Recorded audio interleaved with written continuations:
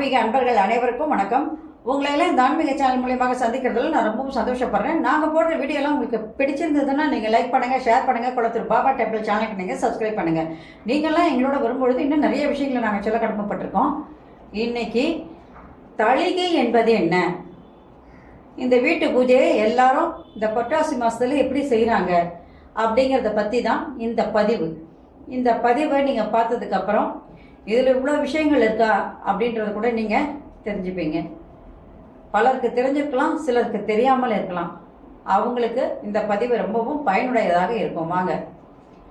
காலையில் எழுந்து நீராடி விட்டு மஞ்சள் உடை அணிந்து நெற்றியில திருமண்ணிட்டு ஒரு செம்பை நன்றாக துலக்கி அதை அட்சய பாத்திரமாக வைத்துக்கொண்டு அதற்கு அந்த அட்சய பாத்திரத்துக்கும் திருமண்ணிட்டு துளசி அல்லது சாமந்தி மலர்களால் அதை அழகாக அலங்கரித்து வீடு வீடா போய் என்ன பண்ணணும், நம்ம இதை எடுத்துட்டு போகணும் இல்லையா?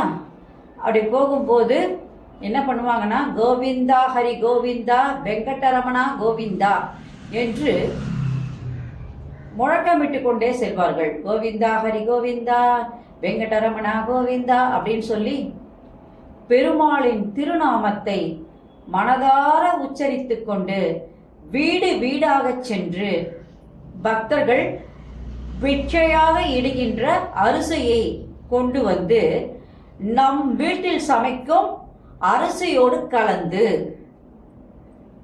தளிகை உணவை சமைப்பார்கள். அன்னைக்கு தளிகை போடும் எல்லாருமே சமைக்கும் போது அன்னத்தை, எப்பவும் சமைக்கிற அன்னத்தை விட அன்னைக்கு ஒரு 2-3 பங்கு அதிகமான அன்னத்தை வைத்து சமைப்பாங்க. இந்த மாதிரி சமைக்கின்ற அன்னத்திற்கு தான் அட்சய பாத்திர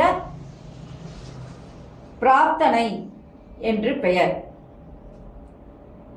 ஏன்னா அந்த அன்னத்தை பிச்சையாக கொண்டு வந்து நம்ம என்ன பண்றோம், சமைச்சு அதை கொடுக்கறதுனால அட்சய பாத்திர பிரார்த்தனை என்று இதுக்கு பெயர்.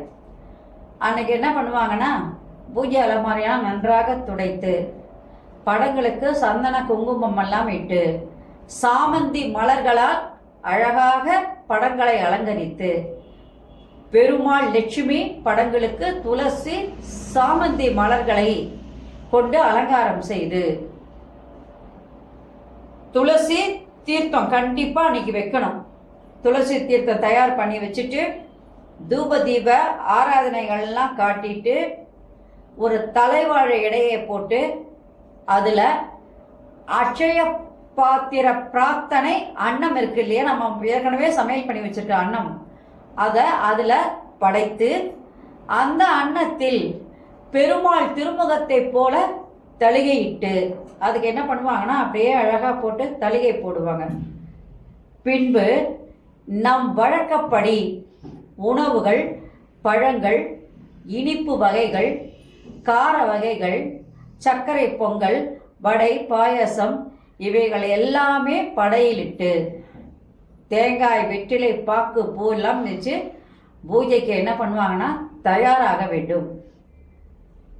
அப்போ அவங்க என்ன பண்ணுவாங்கன்னா, அந்த திருப்பதி பெருமாளுடைய முகத்தை போடும்போது அதை அழகாக நம்ம 5 வகை சாதம் இருக்கிறவங்க கூட செய்வாங்க. 5 வகை சாதம் பண்ணி அதில் என்ன பண்ணுவாங்கன்னா, அதை கலர் கலராக அழகாக மஞ்சள் முகம் போடுவாங்க. அதுக்கு திருநாமங்கள் இட்டு அதுக்கப்புறம் என்ன பண்ணுவாங்கன்னா, அதில் சங்கு சக்கரம் இடம் இருந்தால் போடுவாங்க. அந்த மாதிரிலாம் போட்டு அந்த இலையில அழகாக அந்த திருமாலினுடைய முகத்தை கொண்டு வந்துடுவாங்க.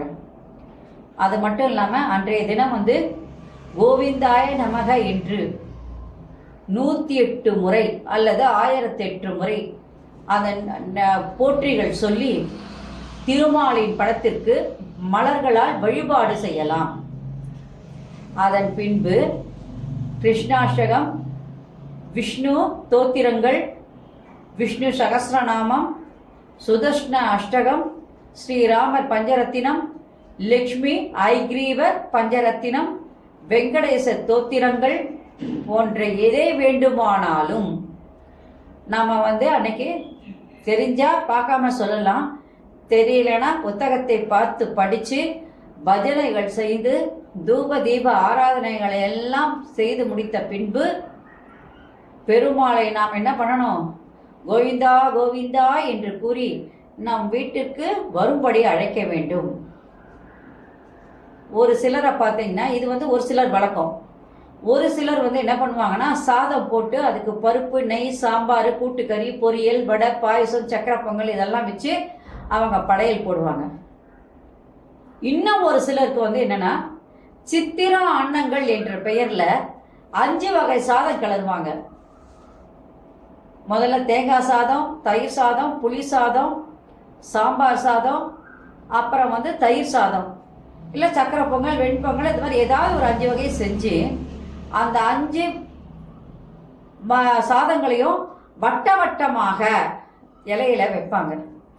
இதுக்கப்புறம் அவங்க என்ன பண்ணுவாங்கன்னா, அதனோடு பொரியல், கூட்டு, வடை, பாயசம், பழங்கள் இதெல்லாம் படைத்து அவங்க வழிபாடு செய்வார்கள்.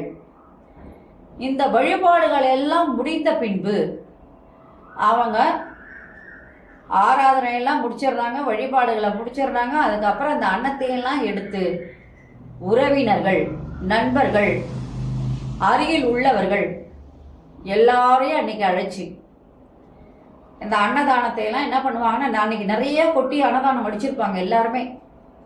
அதனால அந்த அன்னதானங்களை எல்லாம் எல்லாருக்கும் என்ன பண்ணுவாங்கன்னா, அன்னைக்கு அவங்களுக்கெல்லாம் வயிறார அன்னைக்கு சாப்பாடு கொடுப்பாங்க. அன்றைக்கி அந்த அன்னதானத்தை மற்றவங்களுக்கு அன்னதானமாக இடுவார்கள். அங்கு நடைபெறுகின்ற அதே மாதிரி அங்கு நடைபெறுகின்ற அன்னதானத்தில் எல்லாரும் விரும்பி என்ன பண்ணுவாங்க, அதை வாங்கி வாயார சாப்பிட்டு இறைவனைய நினச்சி வழிபடுவாங்க.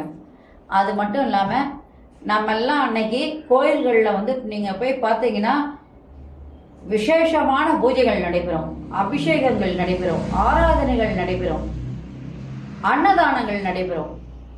அதனால இதில் ஏதாவது ஒன்றுத்தில் நம்ம கலந்துக்கலாம். அன்னதானம்னா நம்ம என்ன பண்ணலாம், ஒரு 10 பேருக்காவது 5 பேருக்காவது சாப்பாடு கொடுக்குற மாதிரி கொண்டு போய் நம்ம அன்னதானம் செய்யலாம்.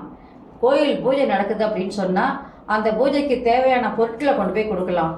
அபிஷேகம் நடக்குது அப்படின்னு சொன்னால் பாலோ, எண்ணெயோ, பன்னீரோ, தேனோ, தயிரோ ஏதோ கொண்டு போய் கொடுக்கலாம். முடியாதவங்க ஒரு 10 ரூபாய் ஒரு பூவையாவது கொண்டு போய் என்ன பண்ணணும், சாமிக்கு அன்னைக்கு கண்டிப்பாக கொண்டு போய் சாத்த வேண்டும். இந்த மாதிரியெல்லாம் செஞ்சு நம்ம அருளை பெறணும். கண்டிப்பாக பெருமாள் பூஜை அப்படின்னு சொன்னாலே அது அன்னதானத்திற்கு உரியது தான். யாராவது நம்மளால முடியலன்னா யாராவது ஒரு 3 பேருக்காவது அல்லது ஒருத்தருக்காவது நம்ம என்ன பண்ணணும்னு நினைக்க கண்டிப்பாக அன்னதானம் விட்டு நாமும் சாப்பிட்டா அது பெருமாளுக்கு மிக மிக மிக உயர்ந்த ஒன்றாக காணப்படும். இப்போ தளிகை என்பது என்னன்றதுக்கு ஒரு விளக்கத்தை நான் சின்னதாக அழகாக கொடுத்துருக்கேன். நாளைக்கு வேறொரு பதிவோட நான் உங்களை சந்திக்க வரேன். நன்றி, வணக்கம். இந்த வீடியோ உங்களுக்கு பிடிச்சிருந்ததுன்னா நீங்கள் லைக் பண்ணுங்கள், ஷேர் பண்ணுங்கள், பழுத்தூர் பாபா டெம்பிள் சேனலுக்கு நீங்கள் சப்ஸ்கிரைப் பண்ணுங்கள். நீங்கள்லாம் என்னோட வரும்பொழுது இன்னும் நிறைய விஷயங்களை நான் சொல்ல கடமைப்பட்டிருக்கேன். நன்றி, வணக்கம். அனைவருக்கும் நலம் உண்டாகட்டும். Subscribe to my channel and please press the bell icon for more videos.